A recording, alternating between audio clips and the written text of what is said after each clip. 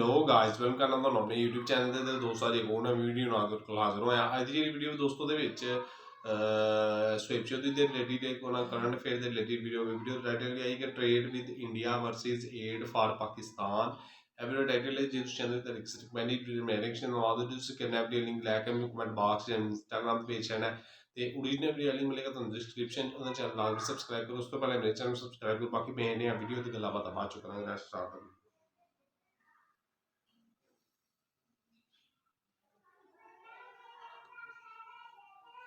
अब आप कह रहे हैं $100 बिलियन की, और जो 4 यूरोपीय यूनियन कंट्रीज़ की आप बात करते हैं, फ्री ट्रेड की बात करते हैं। अब देखें ना, 1 लाख अगर वो प्रोड्यूस होती हैं, जॉब जो होती हैं, और छोटी से लेकर बड़ी चीज़ तक उसके लिए उनको स्टैंस मिल रहा है, तो इसका मतलब ये है कि इंडिया बुनियादी तौर पर वो मुल्क है कि जिसने प्रूव कर दिया है कि हम वो कंट्री हैं कि हमारी कंट्री में आके आप इन्वेस्टमेंट करें।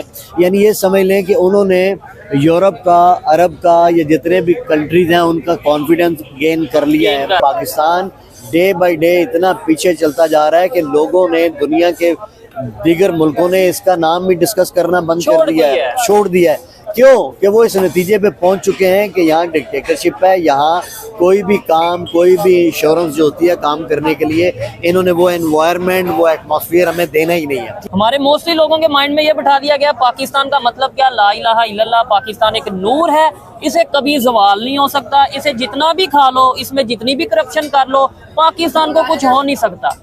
और वो लोग जो ये चीजें बताते हैं वो ये चीज नहीं डिस्कस करते कि 1971 में ये नूर को सवाल आ गया था। अगर मुझसे सच सुनना चाहते हो सुहेब, जो मैं पहले भी कह चुका हूँ कि इस मुल्क पे जर्नल्स कायम है, इस मुल्क पे एस्टेब्लिशमेंट का कब्जा है, और इंडिया पे कोई एस्टेब्लिशमेंट नहीं, कोई जर्नल्स का कब्जा नहीं है। क्यों? डेमोक्रेसी है, बंदे आते रहते हैं, सिस्टम चलते रहते हैं, लॉन्ग टर्म पॉलिसी बनाते हैं। वो सिर्फ मुल्क का सोचते हैं, हम अपने बैंक बैलेंस का सोचते हैं, हम अपने जजीरों का सोचते हैं। हमारे सराउंडिंग में क्या चल रहा है, बॉर्डर्स पे क्या चल रहा है, बलूचिस्तान में क्या चल रहा है, वजीरिस्तान में क्या चल रहा है, कश्मीर में क्या चल रहा है, हमें तो ये खबर ही नहीं लगने देते। क्यों? कि जिनके पास कंट्रोल है वो नहीं चाहते कि ये चीज़ें आवाम तक जाएं। हालांकि ये उनकी, अब मैं समझता हूँ कि बेवकूफ़ी है, सोशल मीडिया का रॉन्ग कैलकुलेशन है, सोशल मीडिया का दौर है। जी तो दोस्तों, मैं हूं सुहेब चौधरी और आप देख रहे हैं मेरा और आपका YouTube channel real entertainment TV. आज की ये वीडियो, आज का ये प्रोग्राम बाकी दूसरी वीडियो से, प्रोग्राम से थोड़ा हट के होने वाला है। टॉपिक आपको बता दूं, लेकिन गपशप बहुत ही जबरदस्त होगी। टॉपिक ये है इंडिया और यूरोपियन यूनियन के कुछ कंट्रीज हैं, यूरोपियन फ्री ट्रेड एसोसिएशन, जिसमें 4 कंट्रीज आते हैं, स्विट्जरलैंड है और इसके अलावा 2-3 और कंट्रीज हैं, जिनका अभी एग्रीमेंट हुआ है $100 बिलियन का, और साथ ही साथ 1 मिलियन जॉब आने वाले 15 साल में जो इंडियंस को प्रोवाइड की जाएंगी, इसके ऊपर भी बात करेंगे। साथ ही साथ ये भी बात करेंगे, कभी अब खबर आती है यूके से फ्री ट्रेड करने जा रहा है इंडिया, कभी खबर आती है ऑस्ट्रेलिया के साथ फ्री ट्रेड, कभी यूए की तरफ से खबर आती है, लेकिन पाकिस्तान से कौन से ऐसे कंट्रीज हैं? आज हम हाशिम नियाजी साहब हमारे साथ मौजूद हैं, हमसे पूछेंगे कोई 2 कंट्रीज, कोई 5 कंट्रीज ऐसे बता दें जिनकी पाकिस्तान के साथ फ्री ट्रेड एग्रीमेंट है, और क्या जो प्रोडक्ट्स पाकिस्तान में मौजूद हैं या जो प्रोडक्ट्स खासतौर पे इंडिया एक्सपोर्ट करने जा रहा है, यूके को एक्सपोर्ट करने जा रहा है, यूरोपियन यूनियन को, क्या वो प्रोडक्ट्स पाकिस्तान में मौजूद नहीं है? और भी बहुत सी चीज़ों पे बात करेंगे। खासतौर पे ये भी पूछेंगे कि इंडियंस में ऐसी क्या क्वालिफिकेशन है, ऐसी क्या चीज़ है जिसकी वजह से इस टाइम दुनिया भर में इंडियंस की डिमांड है, और पाकिस्तान को ना तो वीज़ा मिल रहा है और ना ही पाकिस्तानी की इंटरनेशनल लेवल पे उस तरीके से रिस्पेक्ट है। इस पर इनके ओपिनियन लेंगे। अस्सलाम वालेकुम सर। वालेकुम अस्सलाम। कैसे हैं? मैं बहुत अच्छा हूँ सर। सबसे पहले तो मैं ये कहना चाहूँगा, आपकी जो बातें होती हैं, खासतौर पे जो आपके अशार होते हैं, जो आप शेरो शायरी करते हैं, देखने वालों को बड़ी पसंद आती है, रैशनल बात करते हैं। सबसे पहले ये बताइए, क्या वजह है आज यूके हो, आज यूरोपियन यूनियन हो, आज यूएस हो, आज अगर हम बात अपने इर्द गिर्द कंट्री की करें या फिर गल्फ कंट्री की करें, सभी लोग इंडियंस को और इंडियन प्रोडक्ट्स को प्रेफर कर रहे हैं, पाकिस्तान का नाम कहीं नजर क्यों नहीं आ रहा? ये खबर सुना के ज़ुहैब, तूने मेरे दिल के तार छेड़ दिए हैं, मेरे दिल के ज़ख्मों को हरा कर दिया है। मैं हमेशा आपके प्रोग्राम्स में अपने दुख का इजहार करता हूँ। किस दुख का इजहार करता हूँ? ये मेरे अकेले का दुख नहीं, ये 25 करोड़ आवाम के दुख का इजहार है। हमारे यहाँ इलेक्शन अभी हुए और 2 दफ़ा स्टॉक मार्केट क्रैश कर गई और लोगों का खरबों रुपया डूब गया। हालांकि होना तो यही चाहिए था कि इलेक्शन हो गए और इलेक्शन के बाद हुकूमतें सबने, सदर भी बन गए, वज़ीर आज़म आ गई, और अमूमी तौर पर ये होता है कि जब गवर्नमेंट्स बन जाती हैं तो स्टेबिलिटी आ जाती है, मुल्क के हालात स्मूथ होना शुरू हो जाते हैं। लेकिन पाकिस्तान को अल्लाह माफ़ करे, पता नहीं क्या बद्दुआ है कि ये स्टेबिलिटी की तरफ कम जाता है और रिवर्स गियर ज़्यादा लगता है। यानी हम 10 कदम आगे चलते हैं तो देखते हैं, मुड़ के देखते हैं तो 50 कदम पीछे खड़े होते हैं। ठीक है। अब 50 कदम पीछे खड़े होने का मकसद ये है कि हमारी हालत स्टेटस को की है, ना आगे बढ़ते हैं ना पीछे, वहीं के वहीं हैं, 75 सालों से वहीं के वहीं हैं। और इसकी बैकग्राउंड हिस्ट्री में जो है, मैंने बहुत सारे प्रोग्राम में पहले भी आपको बताया कि जहाँ जमहूरियत, डेमोक्रेसी सही मायनों में, ट्रू रिस्पेक्ट में स्टेबल होती है, वहाँ तरक्की भी होती है, वहाँ पॉलिसीज़ भी बनती हैं, मुल्क आगे जाते हैं और मुल्क पीछे नहीं जाते। ठीक है। लेकिन पाकिस्तान में आप देख लें कि 75 सालों में स्टेबिलिटी। अब आप दूसरी बात मैं आपको बताता हूँ, एक क्वेश्चन भी है मेरे माइंड में, लेकिन आप पहले बात करें। अब फिर मैं जब भी ये खबर सुनता हूँ इंडिया के हवाले से कि इंडिया आईटी के मैदान में, इंडिया इंडस्ट्री के मैदान में, इंडिया हर मैदान में आगे जा रहा है, और मुझे तो वो मोदी की वो स्टेटमेंट भी याद आई जो मैंने मीडिया पे देखी थी। तो वो कहता है यार ये जो मुकाबलेबाजी की बात है, जंगों की बात है, इसको बात को छोड़े, अगर मुकाबला करना है तो इस फील्ड में करें कि आप भी पाकिस्तान की गुर्बत को ख़त्म करो, हम भी हिंदुस्तान की गुर्बत को ख़त्म करते हैं। और फ़र्क सिर्फ इतना है कि वो इस लाइन पे चल पड़े हैं और अभी तक हमने इसका स्टेप नहीं लिया। अब आप कह रहे हैं $100 बिलियन की, और जो 4 यूरोपीय यूनियन कंट्रीज़ की आप बात करते हैं, फ्री ट्रेड की बात करते हैं। अब देखें ना, 1 लाख अगर वो प्रोड्यूस होती हैं, जॉब जो होती हैं, और छोटी से लेकर बड़ी चीज़ तक उसके लिए उनको स्टैंस मिल रहा है, तो इसका मतलब ये है कि इंडिया बुनियादी तौर पर वो मुल्क है कि जिसने प्रूव कर दिया है कि हम वो कंट्री हैं कि हमारी कंट्री में आके आप इन्वेस्टमेंट करें।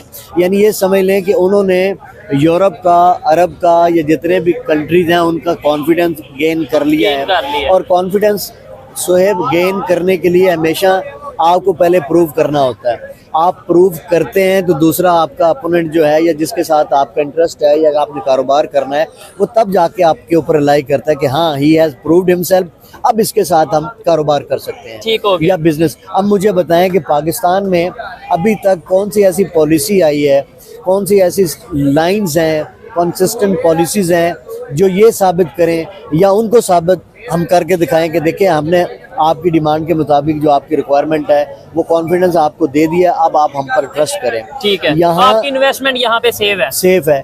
जब उनको बेसिक चीज की गारंटी नहीं मिलेगी तो इतनी ह्यूज अमाउंट क्यों वो करेंगे, क्यों पाकिस्तान पे इन्वेस्टमेंट। ठीक है सर, एक बात इधर ये भी आती है, आपने बोला इंडियन प्राइम मिनिस्टर ने ये स्टेटमेंट दी थी कि वो मिल के मुकाबला करते हैं गुर्बत का, या जंग वगैरह को पीछे छोड़ के गुर्बत, एजुकेशन के ऊपर वर्क करते हैं। लेकिन मेरे ख्याल से ये भी बात अब पुरानी हो चुकी है। अब मैं ये गारंटी देता हूं कि इंडियन प्राइम मिनिस्टर ने, जो मेरी एक ऑब्जर्वेशन है, गलत भी हो सकता हूं, लास्ट 1 ईयर 2 ईयर या 3 सालों की बात कर लें, पाकिस्तान का ऐसा नाम ही नहीं लिया। मतलब वो कहते हैं कंपटीशन हमारा बनता नहीं है, और इनको वो इवन नेपाल का नाम ले लेते हैं, वो इवन ये कह देते हैं बांग्लादेश को हम उनके साथ मिलकर काम कर रहे हैं, अफगानिस्तान के साथ वो ट्रेड करने की बात करते हैं, लेकिन पाकिस्तान का नाम नहीं लेते। मतलब एक होता है दुश्मनी रखना, एक होता है इग्नोर करना। इग्नोर बाकायदा तौर पे करते नजर आ रहे हैं। इवन कोई क्वेश्चन भी करता है तो वो नाम लिए बगैर आंसर कर देते हैं। ये हमारे लिए सोचने वाली बात है। देखो सुहेब, इसकी डीप में जाएंगे, इसकी रूट्स में जाएंगे, तो मेरा बुनियादी जवाब फिर वही है कि जिस मुल्क पे डिक्टेटरशिप कायम हो, चंद लोगों की इजारादारी हो, चंद लोगों ने मुल्क को कंट्रोल किया हो, और वो हमारे जो बड़े हैं जिसको मैं एस्टेब्लिशमेंट कहता हूँ, वो इस तरफ पता नहीं क्यों आने के लिए तैयार नहीं है। हालांकि उनको इस तरफ आना चाहिए, उनको सोचना चाहिए। For the sake of Pakistan, for the sake of people of Pakistan, they should think about this कि वी शुड डू समथिंग जिसमें हमारा मुल्क आगे जाए, जिसमें हमारे पब्लिक की प्रॉस्पेरिटी हो, जिसमें पॉलिसीज़ ऐसी बनाएं।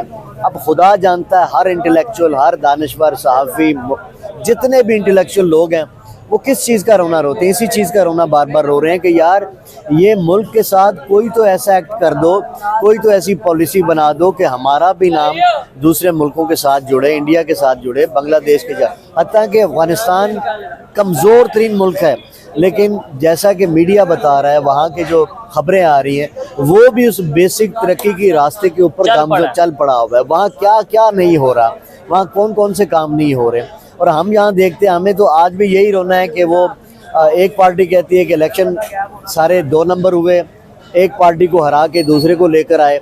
अब दूसरों के पास मुझे बताओ कौन सा फार्मूला ऐसा है, कौन सी ऐसी स्ट्रेटजी है कि जिसकी बुनियाद पे ये प्रिडिक्शन कर सके या हमें दिखा सके या लोगों को दिखा सके या दुनिया को दिखा सके कि लो जी ये फार्मूला हमने बना लिया है और इस फार्मूले पे हम मनोमन चलेंगे और मुल्क तरक्की करेगा और लोग तरक्की करेंगे। नहीं, इसमें एक बात मैं ये भी कहना चाहूंगा देखने वालों के लिए, खासतौर पे जो लोग अगर पाकिस्तान से देख रहे हैं, कि बड़े बड़े एक अच्छे तरीके से, एक बड़े सिस्टमेटिक वे से हमारे माइंड्स के साथ खेला जाता है। हमारे मोस्टली लोगों के माइंड में ये बैठा दिया गया पाकिस्तान का मतलब क्या, ला इलाहा इल्लल्लाह, पाकिस्तान एक नूर है, इसे कभी जवाल नहीं हो सकता, इसे जितना भी खा लो, इसमें जितनी भी करप्शन कर लो, पाकिस्तान को कुछ हो नहीं सकता। और वो लोग जो ये चीजें बताते हैं वो ये चीज नहीं डिस्कस करते कि 1971 में ये नूर को जवाल आ गया था। मतलब मेरी बातें शायद किसी को कड़वी लगे, लेकिन 1971 में पाकिस्तान के 2 हिस्से हो गए थे। हमें इस तरीके से इमोशनल जो सा सिस्टम के थ्रू लेके चला जाता है, जबकि दूसरी दुनिया, इस्लामिक कंट्री हो या दूसरे कंट्री हो, वो प्रैक्टिकली वर्क करते हैं। अगर इस्लाम की या नूर की या इस तरीके से बात करें ऐसे, तो फिर अफगानिस्तान ना ही इंडिया के साथ ट्रेड करे, अफगानिस्तान ना ही चाइना के साथ ट्रेड करे। वो तो ये कहे कि हम मुसलमान हैं, शरी निज़ाम है, हम सिर्फ सऊदीया के साथ ट्रेड करेंगे, हम सिर्फ मतलब इस्लामिक कंट्रीज के साथ ट्रेड करेंगे, नॉन मुस्लिम को मुंह ही नहीं लगाएंगे और हम आगे चले जाएंगे। वो जितनी ट्रेड चाइना के साथ, सबसे पहला उन्होंने एग्रीमेंट ही चाइना के साथ किया है। देखें ये जो बात है ना, मजहबी आप बात करते हो, पाकिस्तान एक नूर है, चलो एक परसेप्शन है, ठीक है मैं मान लिया। लेकिन सवाल ये है कि क्या कोई मुल्क सिर्फ मजहब की बुनियाद पे आगे चलता है? अगर मजहब की बुनियाद पे चलता है तो मजहब के अंदर भी तो कुछ पैरामीटर्स हैं ना, लोगों के साथ चलने के लिए, वादा उसका करना, जो कमिटमेंट है वो पूरी करने, एग्रीमेंट ऐसे करने। आपको किस तरह मना किया है कि मजहब के अंदर रह के आप एग्रीमेंट करें? मिसाल दे रहा हूँ, और वो ठीक ना हो। यहाँ तो मजहब को सिर्फ नारों की हद तक यूटिलाइज किया गया है, लोगों का ब्रेन तैयार किया गया है कि मजहब के दायरे में रह के ऐसा फार्मूला तय कर दें कि लोगों का असल इश्यूज की तरफ ध्यान ना जाए, जब असल इश्यूज की तरफ ध्यान नहीं। लेकिन मैं ये समझता हूँ कि अब ये नारे, चाहे मजहब के नारे हों, चाहे स्लोगन हों, चाहे पेट्रियाटिक नारे हों, चाहे वतन के नारे हों, मुहब्बुल वतनी के नारे हों, अब बात जो है नारों से आगे आ चुकी है। अब नारों की ज़रूरत नहीं है, अब प्रैक्टिकल काम करने की ज़रूरत है। क्योंकि प्रैक्टिकल में आप देख रहे हो कि पाकिस्तान डे बाय डे इतना पीछे चलता जा रहा है कि लोगों ने, दुनिया के दीगर मुल्कों ने इसका नाम भी डिस्कस करना बंद कर दिया है, छोड़ दिया है। क्यों? कि वो इस नतीजे पे पहुंच चुके हैं कि यहाँ डिक्टेटरशिप है, यहाँ कोई भी काम, कोई भी इंश्योरेंस जो होती है काम करने के लिए, इन्होंने वो एनवायरनमेंट, वो एटमॉस्फेयर हमें देना ही नहीं है। ठीक है। जब ये बात साबित हो चुके हैं, 1 दफ़ा 2 दफ़ा 10 दफ़ा अगर ये बात साबित हो जाए तो फिर किसी को क्या ज़रूरत है? पाकिस्तान ऐसी कौन सी उनकी मजबूरी है? हालांकि पाकिस्तान बाहर की दुनिया से ट्रेड करे, जैसे आपने कहा, यूरोपीय यूनियन को वैसे तो पाकिस्तान के साथ कोई दुश्मनी नहीं है ना। अगर ये ओपन मार्केट में ये भी जाएं, ये भी अपने वादे के मुताबिक एग्रीमेंट करें और एग्रीमेंट पे फुलफिलमेंट करें, तो वो करें क्यों ना करें? वो भी उनको क्या तकलीफ है? एडवोकेट साहब, एक दुश्मनी है ना, हमें तो जो बताई गई है, आप उसे डिसएग्री कर सकते हैं यार, हमें दुश्मनी कब तक चलेगी? नहीं, हमें ये बताया गया पाकिस्तान एक वाहिद इस्लामिक कंट्री है जिसके पास एटॉमिक बम है, ये दुश्मनी है। यूरोप को ये चीज हजम नहीं होती। हमें तो ये बताया गया कि भाई ये दुश्मनी है। आप बताएं, इसे एग्री करते हैं, डिसएग्री करते हैं? देखा जो तीर खा के कमी गाह की तरफ, अच्छा, अपने ही दोस्तों से मुलाकात हो गई। हो। मैं जब पीछे मुड़ के देखता हूँ तो अपने ही है, एनवायरनमेंट की तरफ देखता हूँ, दुनिया को देखता हूँ, दुनिया की तरक्की देखता हूँ, दुनिया की पॉलिसीज देखता हूँ, तो जब मैं पीछे मुड़ के देखता हूँ तो मुझे ये पता चलता है, पहले पता चलता था, अब यकीन हो गया। जी तो दोस्तों, ऐसी आई थी वीडियो, उम्मीद करना ਤੁਹਾਨੂੰ पसंद आएगी। तो बाकी काफ़ी कमाल दी उन्हें गल्लां वगैरह कीतियां ने कि पाकिस्तान ते कुछ लोगों की हुकूमत, जिन देर तक पाकिस्तान के उत्ते कह लो कि एस्टैबलिशमेंट की इजारादारी रहनी है, पाकिस्तान तरक्की नहीं कर सकता। जिन देर तक कोई जमहूरी हुकूमत नहीं आनी। तो हुण भी तुसीं वेखिआ इलैक्शनां विच की होया, शाम दे जीते सुबह नूं हट गए हैं। क्योंकि कुछ लोगों की पाकिस्तान के उत्ते इजारादारी है, जिन देर तक वो इजारादारी खत्म नहीं होनी, उन्नी देर तक पाकिस्तान मुल्क तरक्की नहीं कर सकता। बाकी उम्मीद करदा तुहानूं वीडियो पसंद आई होगी। जे तुसीं चाहते हो तो एग्जिट कम्युनिटी ते मेरे नॉन द न्यूज़ करना अपडेटिंग लैक कमेंट बॉक्स में इंस्टाग्राम पेज करना है। ओरिजिनल अपडेट मिलेगा तो डिस्क्रिप्शन में, चैनल लाजमी सब्सक्राइब करो। उस तो पहले मेरे चैनल सब्सक्राइब करो। बाकी मिले नेक्स्ट वीडियो के अंदर, अपना ख्याल रखो। अल्लाह हाफिज़।